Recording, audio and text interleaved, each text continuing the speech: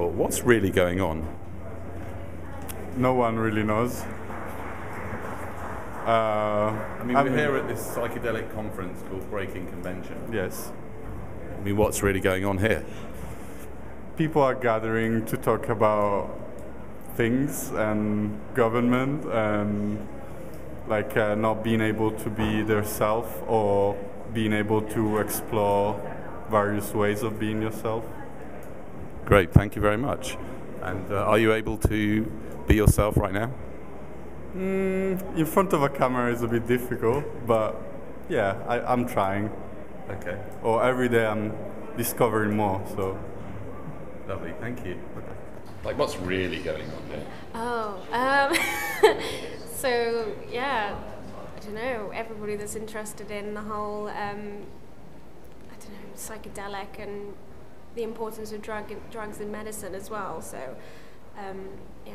So what's really going on for you here right now? What are you doing here? I'm just interested in, especially the PTSD and trauma,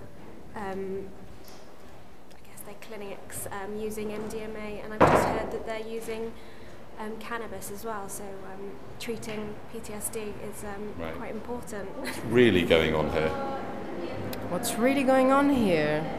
It's a worldwide gathering of people coming together to talk about their findings and research about modern consciousness research.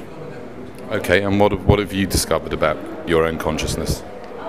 I'm still discovering. I'm still finding out all the doors that can be opened. And how do you do that?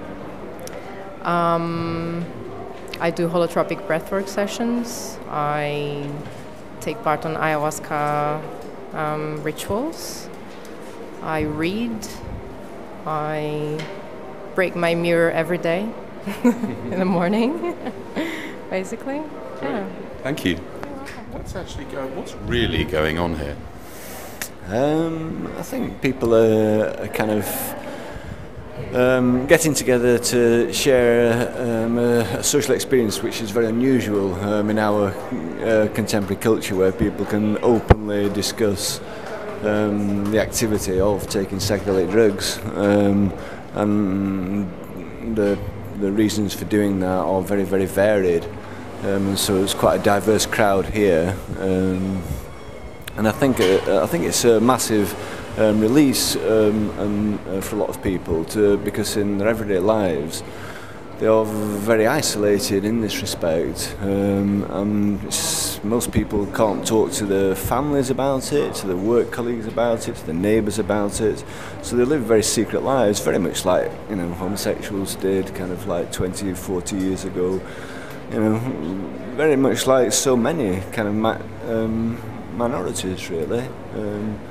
And so, to me, as much as anything, as much as the education and all the kind of the science and the anthropology, as much as anything, it's the building of an unapologetic community, really. Right. And what's your experience? Do you mind sharing? I mean, this is going to go on YouTube, so you may, it's up to you. My own experience has been very varied. I've taken psychedelics since I was about 18, and it's both been very very kind of beautiful experiences for me, but also very terrifying experiences at times.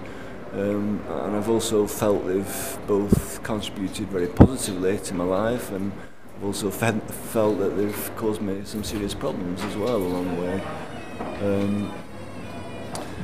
Part of those problems, I would say, is related to the fact of them being a taboo in our society. Though I wouldn't want to say that it's the entire story either. I think there's, nothing comes without its kind of like difficulties. Love is the same. Anything worthwhile has its kind of pains and stuff. So I've had a very varied journey through psychedelics, where I've gone through long periods where I haven't taken them, gone through long periods where I've taken a lot, varied the doses, varied the drugs a lot.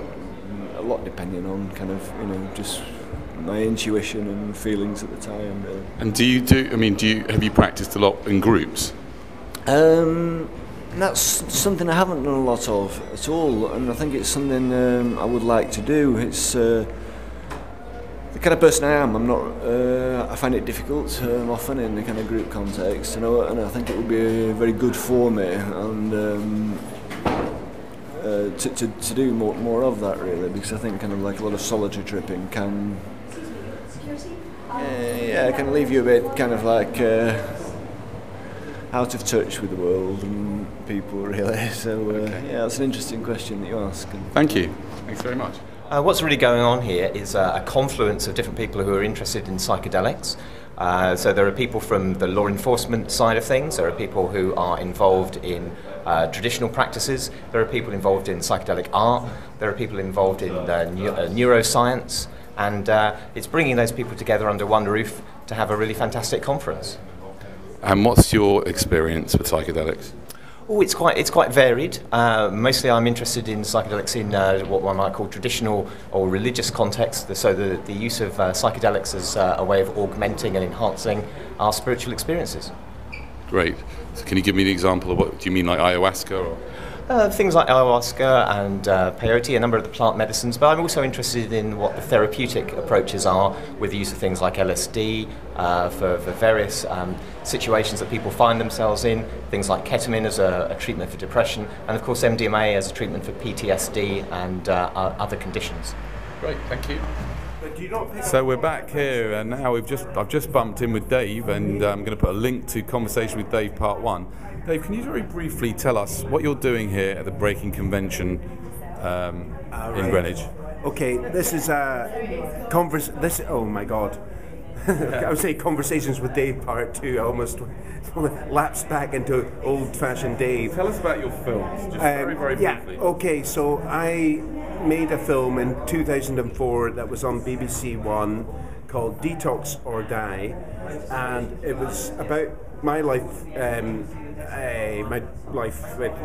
showing my drug addiction and my redemption using a psychedelic substance called ibogaine. And that comes from an African plant root, Tabernanthe iboga, used by indigenous peoples in Gabon for centuries. And it was found in the 60s to alleviate drug addiction. So I followed this up and I did a treatment in London, and that formed the basis of this documentary that was on BBC One in 2004. Now I'm here showing a follow-up film that I made last year called Abuja NIghts, which is on tomorrow at 5 o'clock. People can find it on the internet now. I made it freely available. And it's about people's experience. It's about people's experiences using this psychedelic substance to overcome addiction, generally to opiate drugs, to heroin or methadone. Methadone especially is very hard to come off. I do back the use of methadone for treating heroin addiction, but it is unfortunately a very hard substance to quit, and this is showing one possible route to recovery and to get over that. Great, thank you very much.